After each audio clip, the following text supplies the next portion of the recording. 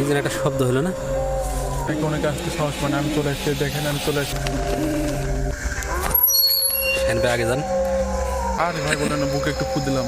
আসলাম প্রথমে এমন একটা জায়গাতে যাচ্ছি, এমন একটা অভিজ্ঞতা আমি আসলে আগে কখনো নিই নাই। বন্ধুরা, আশা করি তোমরা সবাই ভালো আছো। আজকে তোমাদেরকে নিয়ে এমন একটি জায়গায় যাব যেখানে নাকি মানুষ যাইতে ভয় পায়, কিন্তু আজকে আমরা প্রমাণ করে দেব, আজকে দেখিয়ে দেব আমরা পারি। তো চলো তোমাদেরকে নিয়ে সেই জায়গায় আমরা রওনা করি। তার আগে তোমাদেরকে কিছু জায়গা দেখে নিই। এই যে তোমরা যে দেখতেছো, এটা আসলে একটি মন্দির, সনাতন ধর্মাবলম্বী ভাইদের একটি মন্দির, অনেক বড় একটি মন্দির। মূলত আমরা যে জায়গায় যাচ্ছি, এই জায়গাটি মন্দিরের বাইরেই যেতে হয়, মন্দির থেকে কিছুটা দূরে। তো চলো এখন আমরা যাচ্ছি সেই জায়গায়। বেশ রাত এখন, যে কারণে কোনো মানুষজন নাই আশপাশে, পুরোটা একেবারে স্তব্ধ, নিরিবিলি একটি জায়গা। আসলে আমরা যখন যাচ্ছি, এতেও শরীরের মধ্যে কেমন কাঁটা দিয়ে উঠতেছে, গা থমথম করতেছে, একটা ভৌতিক একটা পরিবেশ। আসলে আমরা শুনেছি যে এই জায়গায় নাকি রাত্রে কেউ যায় না, অনেক ভয়ঙ্কর নাকি ঘটনা আছে এই আগেকার। সবাই শুধু শোনে, কেউ কোনো ওইভাবে উপলব্ধি করে নাই। তো আজকে চলো তোমাদেরকে নিয়ে আজকে সেই জায়গায় যাব। আমার সাথে আমার কলিগ আছে, শাহিন ভাই। আমরা দুজন মিলেই সেখানে রওনা হচ্ছি এবং তোমরাও আমাদের সাথে আছো। আশা করতেছি আমরা এই মিশনটা কমপ্লিট করে আসতে পারবো। এই যে তোমরা এগুলো দেখতেছো, সেই মন্দিরেরই এটা হচ্ছে রান্নাঘর। এটা দেখলে এটা কড়াই রান্নাঘর। এখানে অনেক মানুষের সমাগম হয়, দেশের বিভিন্ন স্থান থেকে এখানে সনাতন ধর্মীয় অবলম্বী ভাইরা আসে। তো এখান থেকে পাশেই একটি নদীর মতো একটি খাল, তো এই ব্রিজটা পার হয়ে আমাদের যেতে হবে। তো আমরা এখন যাব, অনেক রাত যেহেতু, অনেক মানুষ দিনের বেলা থাকে, কিন্তু এখন কোনো মানুষজন নেই। চলো আমরা এই গেট দিয়ে রওনা দিই ইনশাআল্লাহ।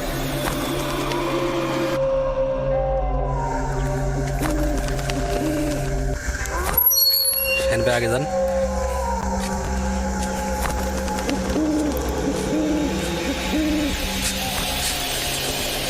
কেমন যেন শরীরের মধ্যে এখন থেকে কাঁটা দিয়ে উঠতেছে, কেমন একটা থমথমে পরিবেশ।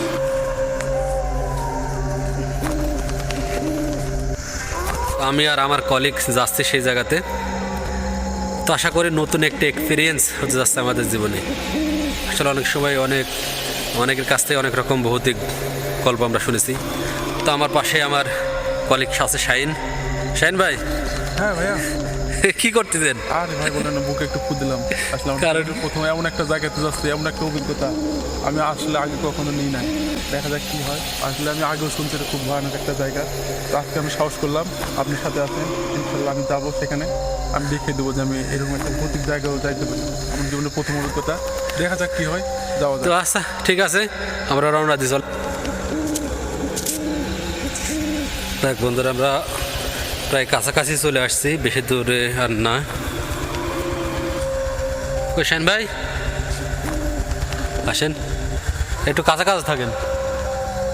লাইটটা দেন মারা।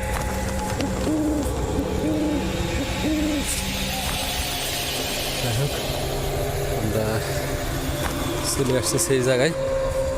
এটা কি গাছ, কি যেন গাছ ভাই? এটা ওই গাছ, ওই যেখানে আপনার ইয়ে হয়েছিল না?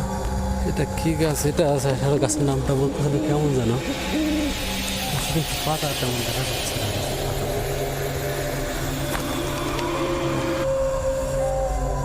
এই গাছে নাকি রাত্রে কথা বলতে আমি টস আনতে ভুলে গেছি না, মোবাইলে আলো দিয়ে আসছি।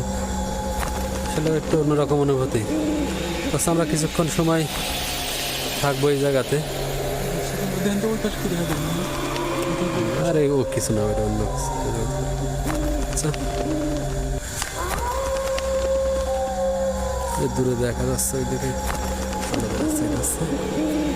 এই গাছের নিচে, যেখানে নাকি মানুষ আসতে ভয় পাই। তো আচ্ছা, ফাইনালি আমরা চলে আসছি। শাহিন ভাই, কেমন লাগছে আপনার এখানে আসি? ভাই আমি তো কী বলবো, আমি খুব আতঙ্কে ছিলাম যে আসলে জায়গাটা মনে হয় খুব ভীতিকর জায়গা, কিন্তু আমি ভাই ভয়কে জয় করেছি। এখানে নাকি অনেকে আসতে সাহস পায় না। আমি চলে এসেছি, দেখেন আমি চলে এসেছি। এই যে সেই গাছ, এদিকে ভিডিওটা করেন। এই যে এটাই সেই গাছ, যে গাছের গোড়ায় রাত্রে মানুষ, রাত তো দূরের কথা, দিনে আসতেও ভয় পাইতো। যাকে আমরা এখানে আসছি, আপনারা দেখেন, যদিও ভৌতিক জায়গা, তারপর আমরা সাহস করে আসছি। আপনারা দেখেন, আমরা ভিডিওর মাধ্যমে দেখাচ্ছি। আসলে পাশটা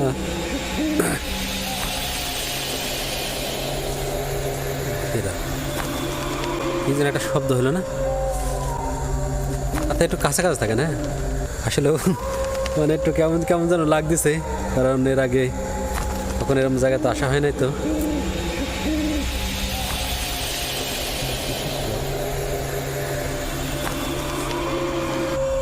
এটা একটা কি যেন গাছ,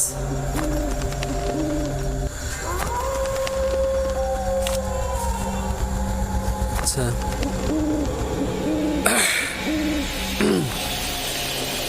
আরে না, আমার কোনো ভয়টা লাগছে না, একটু দূরে দেখার চেষ্টা করতেছি। সবথেকে ভুল হয়ে গেছি, আমরা আমরা ভয় টর্চ লাইট নিয়ে আসি নাই। সুন্দর ভিডিও। একটু কেমন যেন লাগতেছিল ভিতরে, কারণ অনেক গুজব শুনছি এই জায়গাটা নিয়ে। তো যাই হোক, সবথেকে বড় বিষয় আমরা এখানে আসছি, তো হয়তো বেশিক্ষণ এখানে থাকতে পারবো না, কারণ আগেকার কিছু কিছু কথাগুলো মনে পড়তেছে, তো এখানে বেশিক্ষণ না দাঁড়ানোই মনে হয় ভালো, যেহেতু প্রথম। আর যাই হোক, আমরা তাহলে এখান থেকে রওনা দেব। তো সবাই ভালো থাকবেন, সুস্থ থাকবেন। আসলে ভূত বলে কিছু নয়, আল্লাহ রাব্বুল আলামিন মানুষ এবং জিনকে তার ইবাদতের জন্যই তৈরি করছেন। তো আমরা সবাই আল্লাহর ইবাদত করব এবং আল্লাহর সৃষ্টির সকল পশু পাখি জীব সবাইকে আমরা ভালোবাসবো ইনশাল্লাহ। আল্লাহ হাফেজ।